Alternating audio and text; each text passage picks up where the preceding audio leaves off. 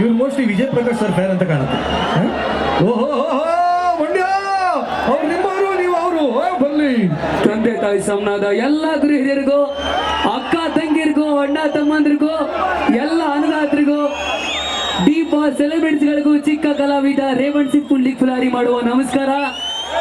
ಇನ್ನೇನಣ್ಣ ಹೇಳಿ, ನಾನು ಡಿ ದೇವ್ರ ಮುಂದೆ ಕುಂತಾಗ ಈ ಭಕ್ತರು ಏನಣ್ಣ ಹೇಳಕ್ಕಾಗತ್ತೆ. ತುಂಬಾ ಅಂದ್ರೆ ತುಂಬಾ ಖುಷಿ ಆಗ್ತಿದೆ. ಕಾಡರ ಸಿನಿಮಾ ಡಿಸೆಂಬರ್ 29ಕ್ಕೆ ಬರ್ತಿದೆ. ಕಾಡರ ಸಿನಿಮಾ 100 ದಿನ ಓಡ್ಬೇಕು, ಓಡಿಸ್ತೀವಿ.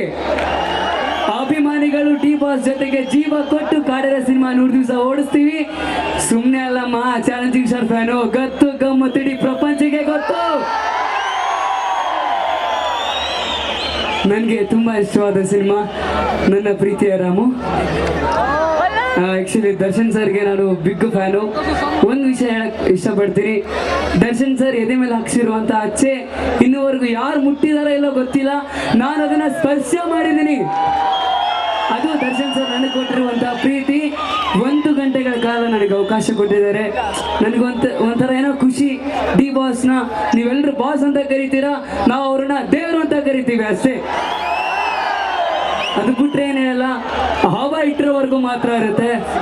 ಉಸಿರು ನಿಂತ ಮೇಲೆ ಹೆಸರು ಹೇಳ್ಬೇಕಂದ್ರೆ ದಮ್ ಬೇಕು. ಕಾಡರ ಸಿನಿಮಾ 100 ಡೇಸ್ ಪಕ್ಕ ಓಡಿಸ್ತೀವಿ. ಓಕೆ, ನನ್ನ ಪ್ರೀತಿಯ ರಾಮು ಇಂದ ನನ್ನದೇ ಬಾನಲ್ಲಿ ವೆಕ್ಕೇತರೆ ಒಂದು ಗೀತೆನ ಹಾಡ್ತಿದ್ದೀನಿ.